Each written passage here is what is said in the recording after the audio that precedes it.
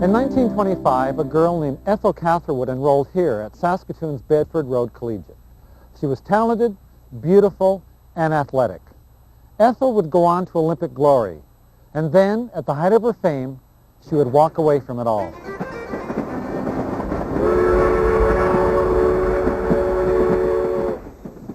The Catherwood family moved to Saskatchewan from North Dakota in 1910. Ethel began teaching herself how to high jump in the family's backyard.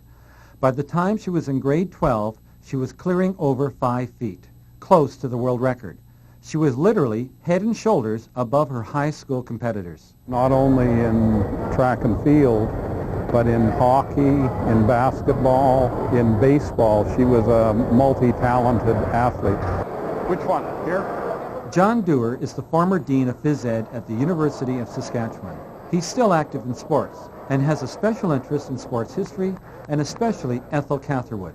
Well, she was a complex person, but she was very gentle, soft-spoken, sincere, well-liked, like kind of the all-Canadian girl. Ethel moved to Toronto to prepare for the 1928 Olympics. At a track meet leading up to the Games, Ethel set a world record, 5 feet 3 inches, a record that would stand for more than 20 years. August 1928. The Amsterdam Olympics were the first to allow women to compete in track and field, and Ethel Catherwood became the darling of the Games. The New York Times called her the Saskatoon Lily, and the name stuck.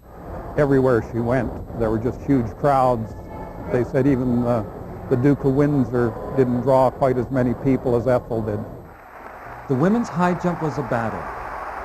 The field narrowed to Ethel, 2 American jumpers, and a Dutch girl.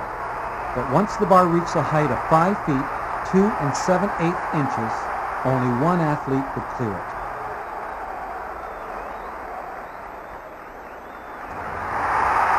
Ethel Catherwood. The Saskatoon Lily was the Olympic champion. She returned to Saskatoon a hero, welcomed with parades and parties. She was even offered a movie deal in Hollywood. It was then her world began to fall apart. First, the news broke that Ethel had been secretly married. You could speculate from some of the information that's just coming to light now that she may have gotten pregnant. The marriage failed, and Ethel went through a series of relationships. At the time, her behavior was considered scandalous. She suffered a couple of serious injuries and didn't even qualify for the next Olympics. Bitter and disillusioned, she moved to the United States. Ethel turned her back on Canada, on her family. Rather than being the Saskatoon Lily, she became the Saskatoon Snapdragon. She was very anti-sport, didn't want to be bothered. She would marry and divorce yet again, and end up living out her life in seclusion in California.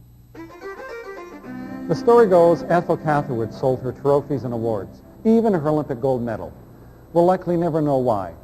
Ethel died in 1986, around the same time she was inducted into Saskatoon Sports Hall of Fame as one of the greatest athletes in Saskatchewan history. For the CBC NewsHour, I'm Bill Waiser in Saskatoon.